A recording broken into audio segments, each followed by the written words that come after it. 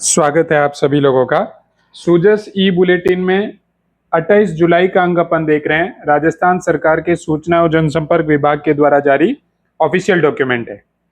तो देखो, जो सबसे पहली न्यूज है उसमें मुख्यमंत्री भजनलाल शर्मा जी ने सपनों की उड़ान कार्यक्रम में युवाओं से किया संवाद। अब देखो, ये सपनों की उड़ान कार्यक्रम क्या है? सपनों की उड़ान, राजस्थान सरकार पिछले कुछ समय से, जैसे अगर बजट आना है तो बजट के आने से पहले युवाओं से सुझाव मांगे जाते हैं कि आप बजट से क्या अपेक्षा रखते हैं या हमें बजट में क्या लाना चाहिए, इसके लिए आप अपने सुझाव दीजिए।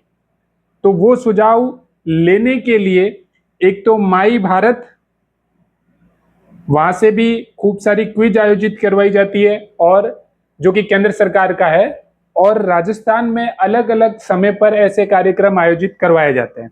तो अभी जो कार्यक्रम आयोजित करवाया गया उसका नाम था सपनों की उड़ान। इसमें युवाओं से संवाद किया है किसने? मुख्यमंत्री जी ने। शिक्षा से लेकर खेल, रोजगार से लेकर स्वरोजगार तक युवाओं के हर सपने को पूरा करने में साथ है इनकी सरकार, ये ऐसी बात बोल रहे हैं। फिर ये बोल रहे हैं कि बजट में उनके बहुमूल्य सुझावों को सिर्फ लिया नहीं है, हमने उन पर अमल भी किया है और उनको लागू भी किया है। ठीक है। फिर इन्होंने जो डेटा दिया है वो सारा वही डेटा है जो पिछले काफी समय से ये बोलते आ रहे हैं कि हम लोगों ने पिछले 2.5 वर्षों में 1,78,000 से अधिक युवाओं को सरकारी नौकरी में नियुक्तियां दे दी है। करीब 51,000 पदों पर भर्तियां प्रक्रिया दी है, यानी उनके एग्जाम हो चुके हैं और नियुक्तियां बाकी है। 80,000 से अधिक पदों पर कैलेंडर जारी कर दिया है और 4.5 लाख लोगों को प्राइवेट क्षेत्र यानी निजी क्षेत्र में रोजगार दिया है। ठीक है। फिर इन्होंने ये कहा कि टारगेट ओलंपिक पोडियम योजना जो टॉप्स केंद्र सरकार की थी उसी के पैरेलल राजस्थान में भी लाई गई है और खेलो इंडिया यूनिवर्सिटी गेम्स आयोजित किए जा रहे हैं। फिर देखो, एक डेटा इंपॉर्टेंट है कि 17 नवीन खेलो इंडिया केंद्र आरंभ किए जाएंगे राजस्थान में और सभी जिला मुख्यालयों पर आवासीय खेल अकादमियां भी स्थापित की जाएगी। ठीक है। तो ये जो संवाद था उसमें ये बातें हुई है। अगली भी उसी संवाद से जुड़ी हुई चीज है। यहां उन्होंने पेपर लीक से लेके बात की है कि हमारी सरकार ने कोई भी पेपर लीक होने नहीं दिया है और जो पिछली सरकार में कुछ हुए हैं वहां पे भी दोषियों को सजा मिली है। जैसे 569 लोगों को हमने गिरफ्तार किया है। हमने 410 परीक्षाएं बिना किसी पेपर लीक के करवा दी है, यानी पिछले 2.5 साल में 410 परीक्षाएं इस सरकार ने बिना पेपर लीक हुए करवा दी, ऐसा इन्होंने दावा किया है। ये सब सपनों की उड़ान कार्यक्रम के तहत संवाद में चल रहा है। पेपर लीक के लिए एसआईटी गठित की गई है, ये बात इन्होंने बोली है। 410 पेपर हमने बिना लीक किए करवा दिए। फिर एक डेटा स्टार्टअप से लेकर भी आया जो ऊपर भी दिया हुआ था कि 4,623 स्टार्टअप पंजीकृत है तथा 1,062 स्टार्टअप्स को आई स्टार्टअप फंड से 34 करोड़ रुपए की फंडिंग हमने दी है। ये एक आई स्टार्ट फंड है जो स्टार्टअप को फंड प्रोवाइड करवाता है। ठीक है। राज्य कौशल नीति 2025 और युवा नीति भी हमने जारी की है, ऐसी बात भी इन्होंने इस संवाद में युवाओं के साथ की है। ठीक है। अगली न्यूज में मुख्यमंत्री जी ने धौलपुर में 177 करोड़ के विकास कार्यों की सौगात की है। ये राजाखेड़ा में लोकार्पण और शिलान्यास समारोह था। तो धौलपुर के बारे में ये चीजें ध्यान रखनी है। ये हर बार ज्ञान पोर्टल, गरीब, युवा, अन्न और अन्नदाता और नारी, ये ज्ञान एक पोर्टल नहीं है, ये अपने बजट में ये एक इकोनॉमिक लेके आए हैं, एक्रोनिम लेके आए हैं। उस एक्रोनिम में ये कहते हैं कि ये 4 वर्ग है जिसके ऊपर हमारा बजट या हमारा फोकस है, वो इन 4 वर्गों के उत्थान पर है, या यही वो 4 पिलर है जो देश को विकसित भारत का जो सपना है उसको साकार करवाएंगे। ठीक है। तो हर बार ये इस एक्रोनिम के थ्रू अपनी बातें बताते हैं। फिर ये 177 करोड़ रुपए के 17 विकास कार्यों को किया गया। गृह राज्य मंत्री कौन है? जवाहर सिंह बेडम, ये बात भी आपको ध्यान रखनी है। फिर एक बात इन्होंने एक और बोली है कि 2,000 करोड़ रुपए का कार्य हमने धौलपुर के लिए किया है पिछले 2.5 वर्षों में, जब से इनकी सरकार आई है तब से, और अभी के लिए 177 करोड़ रुपए के 17 विकास। अब ये 17 विकास कार्य कौन सा है ये आपको ध्यान नहीं रखना। जैसे फूलपुर के खेल मैदान में 2.5 करोड़ रुपए खर्च होंगे। 15 करोड़ रुपए की लागत से मिसिंग लिंक, राजाखेड़ा में जो मिसिंग लिंक सड़कें हैं उनका निर्माण होगा। पार्वती नदी पर 15 करोड़ की लागत में पुल बनेगा। तो ये सारे डेटा अपन को एग्जाम के पॉइंट ऑफ व्यू से ध्यान नहीं रखना है, बस धौलपुर में ये सब हुआ है इतना एक नजर देख लेना है, बाकी काम की चीजें नहीं है। फिर बात हुई है पंचगौरव की। तो पंचगौरव जो योजना है 2024 से चल रही है, इस बार के बजट में इस योजना के लिए 150 करोड़ रुपए का प्रावधान था। एक उपज, एक उत्पाद, वानस्पतिक प्रजाति और पर्यटन स्थल और खेल, इन 5 चीजों को हर एक जिले से सेलेक्ट कर उस जिले का सामाजिक और आर्थिक विकास सुनिश्चित किया जा रहा है। ठीक है। पंचगौरव योजना के तहत जो राज्य स्तर की समिति है उसके अध्यक्ष होते हैं मुख्य सचिव, और जो जिला स्तर की समितियां हैं उनके अध्यक्ष होते हैं कलेक्टर। ये बात भी आपको ध्यान रखनी है। तो आज जिस पंचगौरव योजना में जिस जिले की बात हुई है वो है धौलपुर।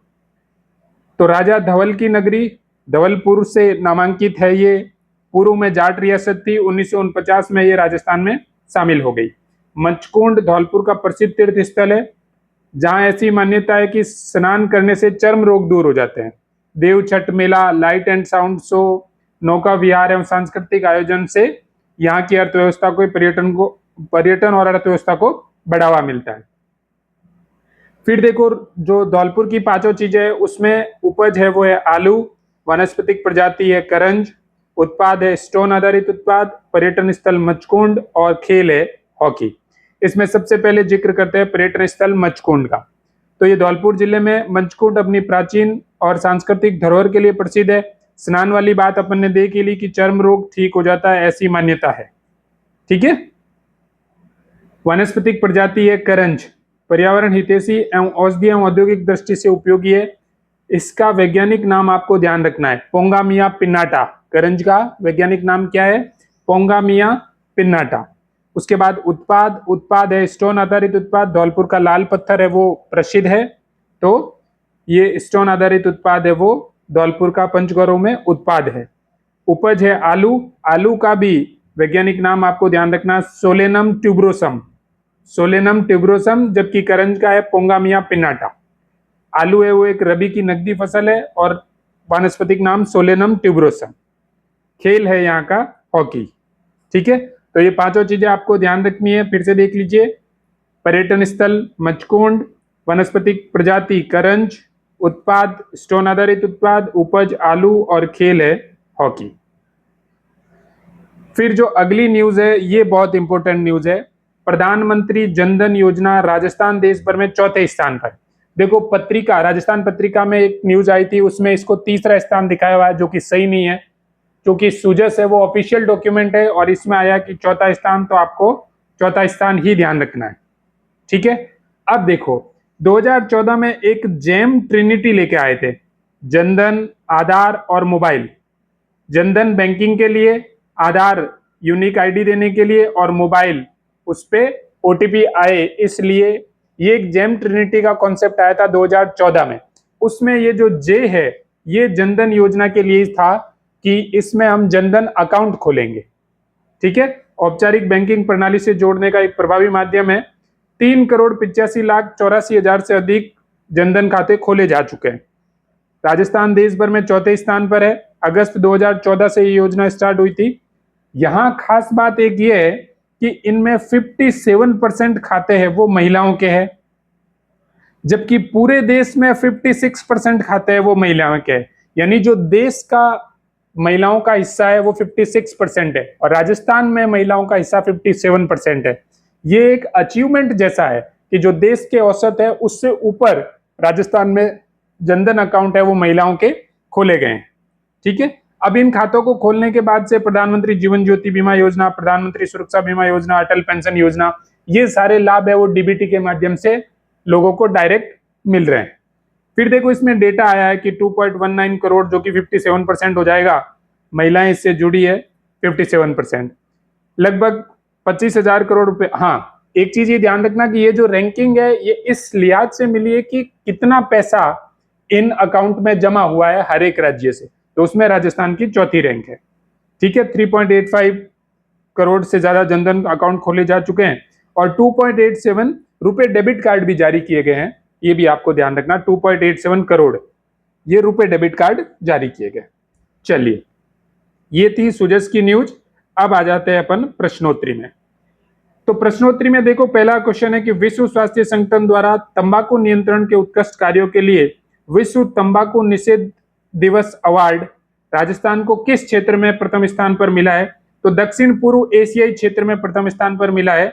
31 मई को तंबाकू निषेध दिवस मनाया जाता है, ठीक है। तो ये राजस्थान को मिला है दक्षिण पूर्व एशिया क्षेत्र के लिए, ठीक है। अगला क्वेश्चन है कि राजस्थान में उद्योग अनुकूल नीतियों के परिणाम स्वरूप अब तक लगभग कितने रुपए से अधिक की निवेश परियोजनाओं के ग्राउंड ब्रेकिंग की जा चुकी है? देखो, पहले ये डेटा 5 लाख करोड़ रुपए था कि जितने एमओयू हुए हैं उनमें से 5 लाख करोड़ रुपए के डेटा की ग्राउंड ब्रेकिंग यानी धरातल पर उनको उतारा जा चुका है, जो अब बढ़कर हो गया है 8 लाख करोड़ रुपए। ये बात आपको ध्यान रखनी है। अभी तक 8 लाख करोड़ से ज्यादा का अमाउंट है जिनके जो एमओयू थे उनकी ग्राउंड ब्रेकिंग हो चुकी है। अगला क्वेश्चन है कि रामजल सेतु लिंक परियोजना से प्रदेश के कितने जिलों में पेयजल सुरक्षा सुनिश्चित होगी? तो 17 जिलों में। ये पूर्वी राजस्थान के 17 जिले हैं जहां पे रामजल सेतु लिंक परियोजना के पहले फेज में इनको पेयजल की सुविधा उपलब्ध होगी। तो कितने जिले हैं? 17 जिले। अगला क्वेश्चन है कि हाल ही में जुलाई 2026 मुख्यमंत्री भजनलाल शर्मा ने सार्वजनिक परिवहन सेवा के लिए कहां से 144 रोडवेज की नई बसों को हरी झंडी दिखाई है? तो ये जयपुर से। ये चीज अपन ने देखी थी। और लास्ट क्वेश्चन है कि पंचगौरव कार्यक्रम में एक जिला एक उत्पाद के तहत झालावाड़ जिले का उत्पाद क्या है? तो झालावाड़ जिले का उत्पाद है कोटा स्टोन उत्पाद। मैं आपको झालावाड़ जिले की 5 चीजें बता देता हूं। उपज है वो है संतरा, वानस्पतिक प्रजाति है सांगवान, उत्पाद है कोटा स्टोन उत्पाद, पर्यटन स्थल है गागरोन दुर्ग और खेल है बास्केटबॉल। फिर से देख लीजिए, उपज संतरा, वनस्पतिक प्रजाति सागवान, उत्पाद कोटा स्टोन के उत्पाद, पर्यटन स्थल गागरोन दुर्ग और खेल है बास्केटबॉल। चलिए, मिलते हैं अगले वीडियो में। धन्यवाद।